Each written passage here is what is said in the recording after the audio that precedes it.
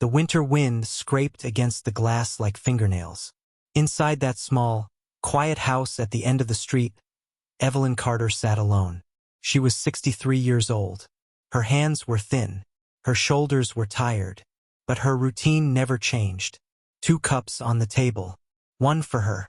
One for the man who never came home. 15 Christmas Eves. Same ritual. Same ache. No music. No blinking lights. No voices drifting from the hallway saying, "Honey, I'm back." Just the hiss of the old radiator. Just the muted ticking of the wall clock. Just a living room that felt more like a museum. Does silence ever feel loud to you? Evelyn lifted her own cup, but the tea had already cooled. That happened to her a lot lately. Time slipped. She drifted. She would stare at the second cup and imagine Robert sitting across from her. Robert in his uniform. Robert with that crooked grin. Robert saying, "Just one more call, Ev. I'll be home before dinner." He hadn't come home. Not that night. Not any night after. The world outside didn't care. The world outside moved on. The neighborhood shimmered. Warm windows. Glittering wreaths. Laughter carried across the snow. Inside her house? No laughter. Just December and memory. And then it happened. 3 soft knocks against her front door. Not loud. Not desperate. More like someone asking permission to exist. Evelyn stiffened. She hadn't had a visitor in years. The neighbors had tried at first. They brought pies. They brought invitations. She'd smiled, said thank you, and then gently pushed them away until they stopped coming. It was easier like that. Cleaner. Her legs complained as she stood. Her knees popped. Her hip ached. Still she moved. She made her way to the hallway and pulled the curtain aside, just enough to see who was out there. They stood in the snow like figures from some old movie. A man in his mid-30s. Rough jacket. Frayed sleeves. Breath turning white in the night air. Beside him, a little girl in a puffy pink coat. Cheeks red from the cold. Small fingers wrapped around a tiny box with a bow. Something in Evelyn's chest shifted. Not much. Just a crack of feeling. But she felt it. She unlocked the door. The air that rushed in was sharp and cold and alive. The little girl spoke first. "Hi," she whispered, like the sound might break if she pushed too hard. "My name is Sophia. This is my dad, Michael." Her eyes lifted. Hopeful. Brave. Curious. The man raised a hand in a small wave. "Evening, ma'am. We live a few houses down. I'm sorry to bother you on a holiday." Holiday. Evelyn almost laughed at the word. Holidays were for other people. Her voice came out softer than she expected. "Can I help you?" Sophia stepped forward and held up the gift. "We brought you something," she said. "Dad says no one should be alone on Christmas Eve. No one should be alone." Evelyn felt those words like a hand pressed directly on her heart. She didn't speak for a moment. Her throat wouldn't let her.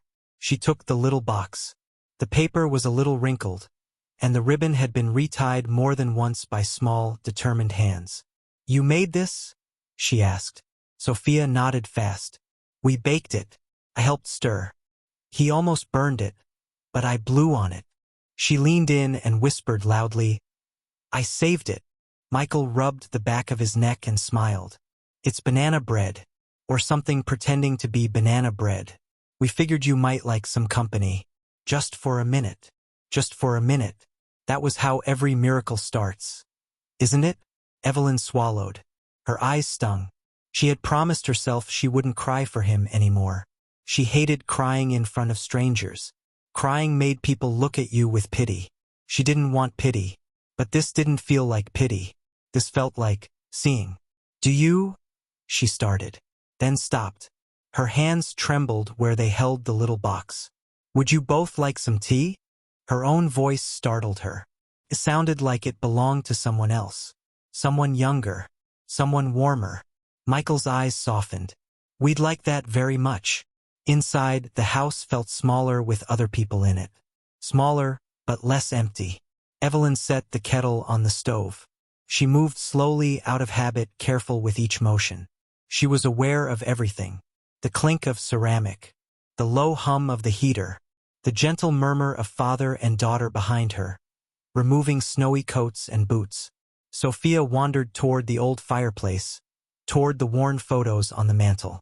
There was one picture that always drew the eye. A young couple dressed up and laughing. A man in a fireman's uniform. A woman in a simple blue dress. So, Sophia asked quietly, pointing, "Was that him?" Evelyn's breath caught. Her hand curled around the edge of the counter. "Yes," she whispered. "That was Robert." "Was he a fireman?" "Yes." "Was he brave?" Evelyn's lips trembled. "He was everything." There was a pause. Not awkward. Not heavy. Just full. Michael didn't say, "I'm sorry." He didn't start talking about God's plan. He didn't fidget like most people did. He just sat there on the couch, watching her like he understood that some names could still cut skin, even after years. They sat together in her small living room, all three of them, with mismatched mugs and a candle Evelyn hadn't lit in a long time. Sophia talked. That little girl could talk. She told Evelyn about her school play, about how she lost a tooth in the cafeteria and everyone clapped, about how her dad tried to wrap presents but used almost a whole roll of tape for one box, about how their snowman outside had serious structural problems. Evelyn laughed. Actually laughed. The sound surprised her. It sounded unfamiliar, like a song she hadn't heard since she was young. When was the last time you heard your own real laugh? The answer scared her. They stayed an hour, maybe a little more. Time moved differently in that room. Finally, Michael stood and reached for his jacket. "We should let you rest," he said. "Santa's still got work to do at our place." Sophia bounced to her feet. "We're coming back tomorrow," she blurted, then turned to her dad. Right, Dad? We're coming back." Michael smiled down at her. "If Miss Evelyn wants us to." Miss Evelyn.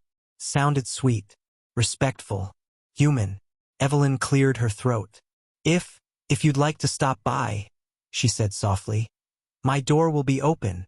Sophia's face lit up like a child seeing snowfall for the first time. She threw her arms around Evelyn without warning. Small arms. Fierce hug. Warmth. Real warmth. Not from the radiator. From touch. "Merry Christmas, Miss Evelyn," the child whispered into her sweater. There it was. The first Merry Christmas she'd heard in 15 years. Her jaw clenched.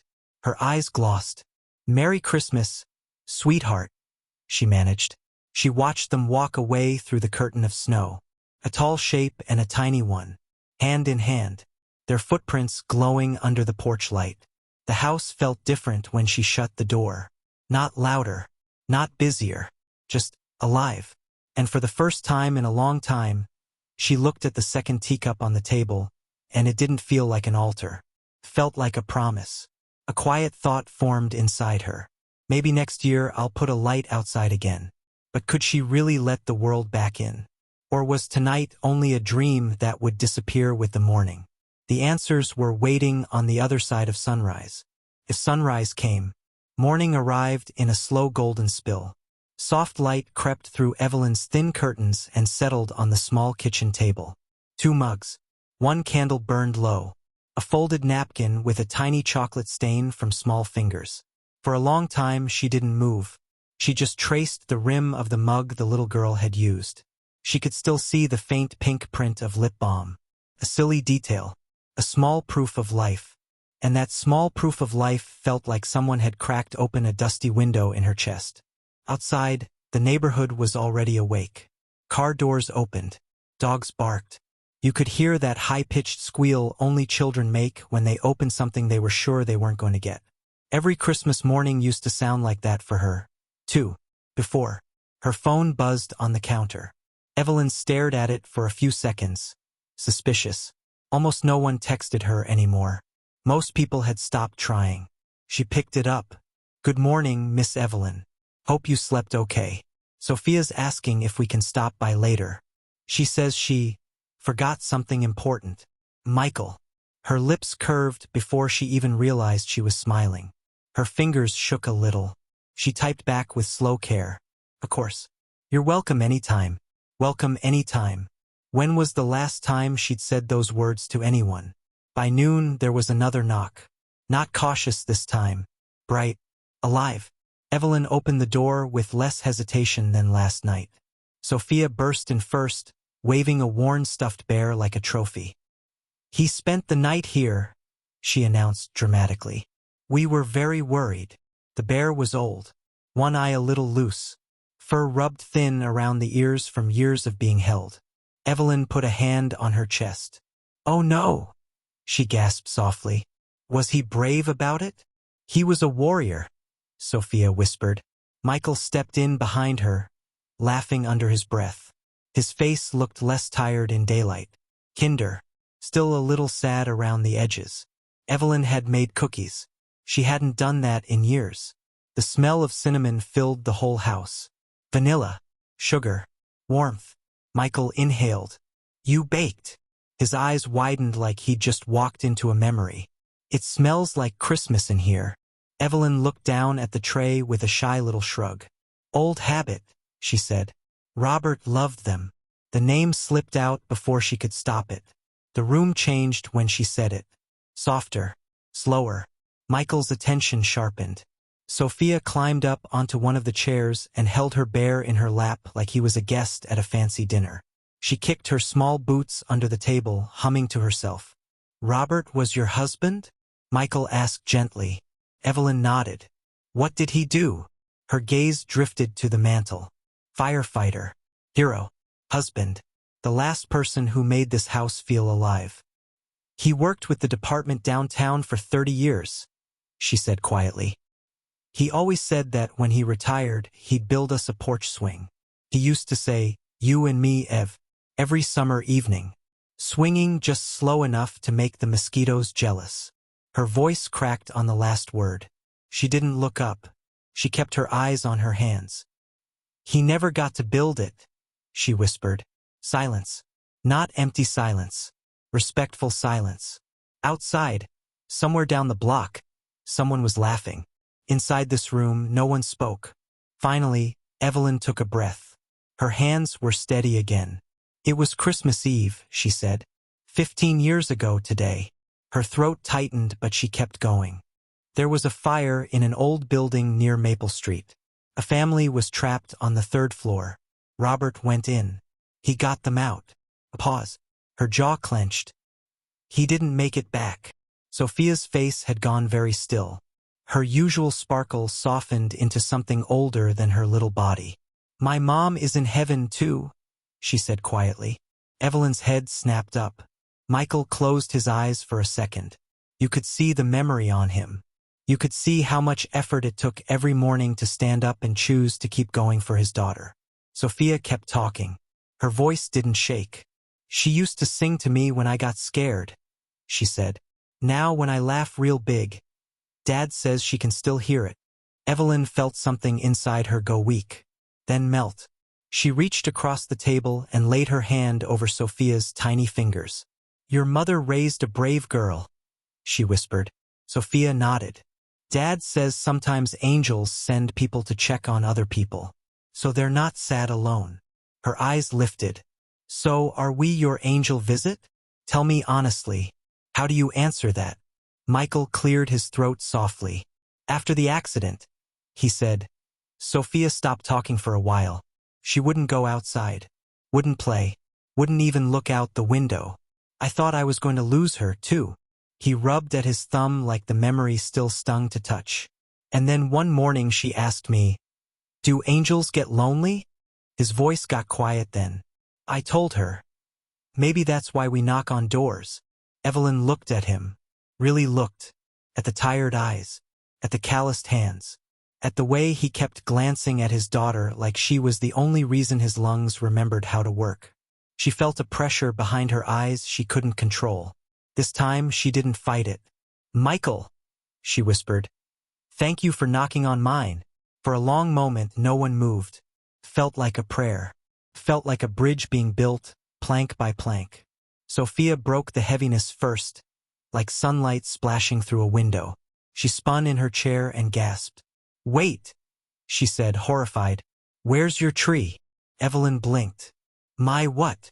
"Your Christmas tree," Sophia said. like it was obvious. Where is it? Evelyn smiled a little, embarrassed. I stopped putting one up. When? Sophia demanded. After Robert. Sophia slapped a tiny hand to her forehead. Dad, she groaned. Code red situation. Michael tried not to laugh. Code red? Huh. We can't leave her like this, Sophia said. It's illegal. Evelyn actually choked on a laugh. Illegal? Emergency level, Sophia corrected. Michael stood and stretched. All right, he said. Boots on. Mission time. Evelyn frowned. What mission? They didn't answer. They just grabbed jackets and disappeared back out into the snow. Evelyn watched from the window, confusion twisting into a strange, fluttery anticipation. Her heart felt like it hadn't in years. She waited, and then, 20 minutes later, the door opened again. Michael stepped inside, red-cheeked from the cold, carrying a small pine tree. Not perfect, a little crooked on one side, snow still clinging to the branches. Sophia followed behind him, proud like she had just delivered the crown jewels. Michael set the tree beside the fireplace. It's not fancy, he said quietly.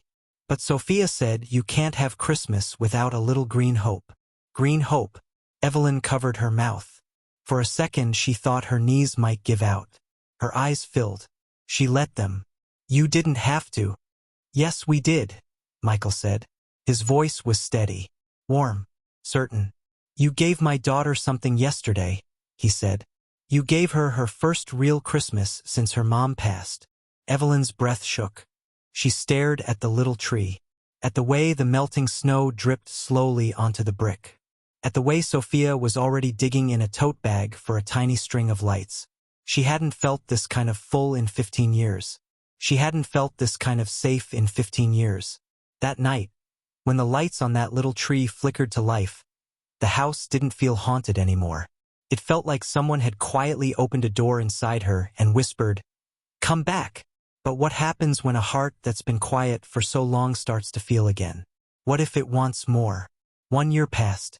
It didn't feel like a full year. Felt like a blink. Winter came again. The snow that December was soft, slow, almost thoughtful.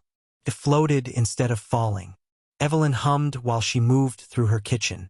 She hadn't hummed in over a decade. There was cinnamon in the air again. Vanilla. Butter warming in the oven. The little pine tree, last year's rescue mission, now stood proudly by the window, dressed in tiny gold ribbons and handmade paper stars. Some of those stars had crooked edges, because Sophia said perfect is boring. Framed photos sat on the mantel now. Not only pictures of the past. New ones. Colorful ones. In one, Michael was laughing, head tilted back. In another, Sophia was missing 2 front teeth and holding up her bear like a trophy. In the middle of them, cheeks flushed and eyes bright, was Evelyn. Evelyn hadn't allowed a photo of herself in that living room since Robert's death. Now she couldn't walk past that frame without pausing. Do you know that feeling? That quiet, private warmth when you realize you're in a moment worth saving? There was a knock. Not shy. Not testing. Expected. Home. Evelyn opened the door without thinking. Miss Evelyn, Sophia yelled, launching herself forward like a little comet in a red scarf that was way too long.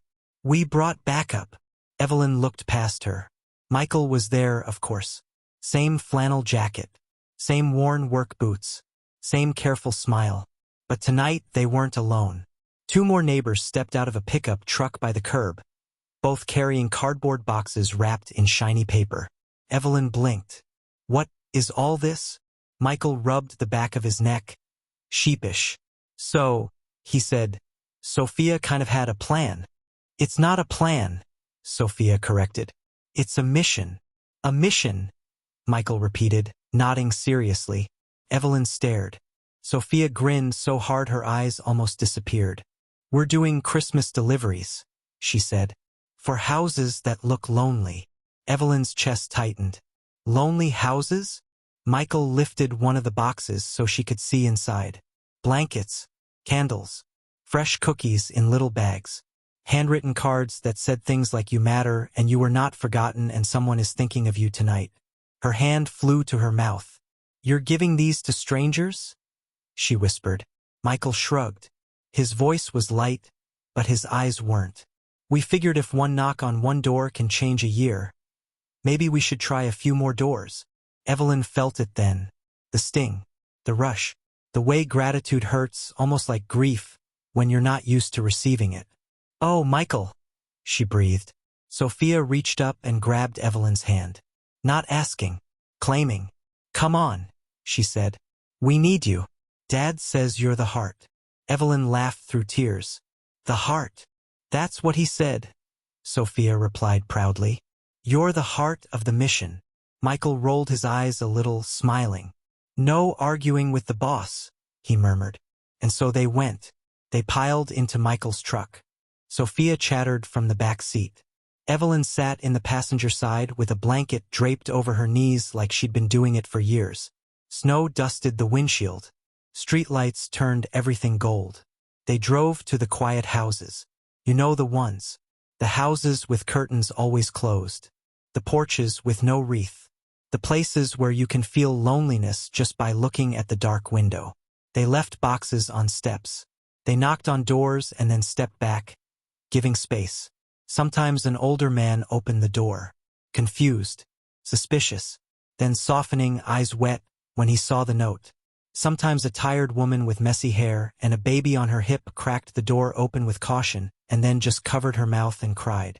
And every single time, every single stop, Sophia delivered the same line, with absolute sincerity. "Merry Christmas. Someone thought of you today. Not we thought of you. Someone." As if kindness was not theirs to own, but theirs to spread. Do you understand how powerful that is?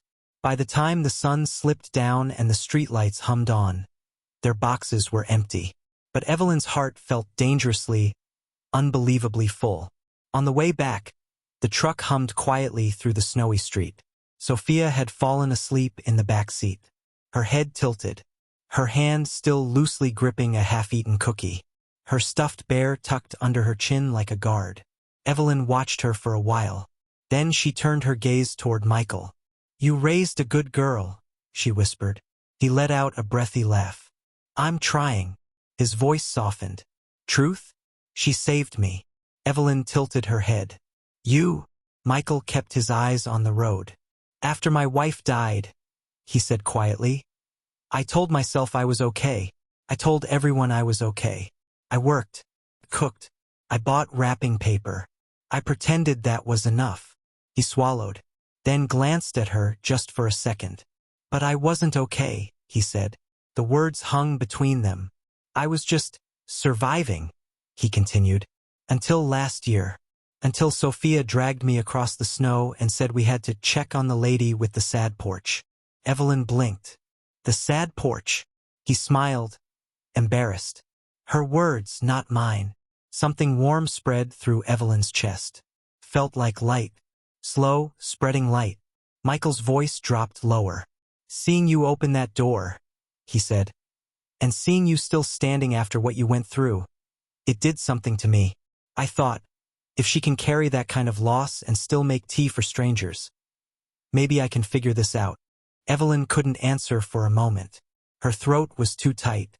Finally she whispered, "Michael." "Yeah. I thought I was done," she said. "Done how?" "Done living," she whispered. "Not breathing. Just living. I didn't think there was anything left here. I thought my story ended the night Robert didn't come home." She looked at him, tears in her eyes, steady voice. "And then you knocked." He didn't speak. He didn't have to. Sometimes silence is the most honest reply. They pulled into his driveway. The house glowed from the inside. Warm yellow in every window. Little strings of lights draped lazily across the porch. It wasn't a magazine house. It was better. Felt lived in. Felt loved. Michael turned off the engine. He didn't move right away. Neither did she. Finally, he cleared his throat, almost shy. "We were going to have dinner," he said. "It's nothing fancy. Just chicken I probably overcooked and cookies Sophia decorated like a raccoon did it in the dark." A beat. Then softer. "We'd like you there." Evelyn stared at him. We? She asked. He smiled. Yeah, he said. We. Because. And she made me promise to say this exactly. He took a small, dramatic breath. We are not opening presents without our Christmas angel. Her hand flew to her mouth. She tried to laugh. Came out half-sob. An angel. Her who hadn't even wanted to keep the porch light on. He helped her out of the truck. He carried in the last gift box. He held the door for her like it was the most natural thing in the world. Inside, warmth wrapped around her immediately. Laughter spilled from the kitchen. The table was set for three. Three. Not two. Not one. Three. Sophia woke up enough to stumble in and climb right into Evelyn's lap with no hesitation at all. Like she had always belonged there.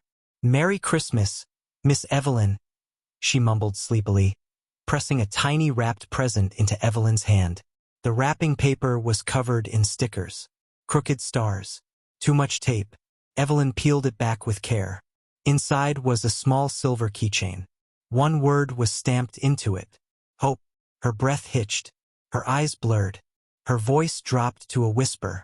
You brought this back to me. Michael smiled. You brought it to us first. Dinner was simple. Laughter wasn't. And somewhere in that evening, somewhere between the bad frosting and the too salty gravy and Sophia's dramatic reading of her letter to Santa, Evelyn realized something. When you've been in the dark long enough, you start to believe the dark is home. It isn't. Light is. Later that night, before she left, she did one more thing. Something she hadn't done in a decade and a half. She went to her porch. She reached up. She turned on the front light. It glowed warm against the snow. A beacon. An invitation. Promise. In case some other soul, somewhere on this street, needed to find their way to a door that would open. So let me ask you, if you saw a light like that, would you knock? Because maybe, just maybe, someone is waiting on the other side. Extended thinking.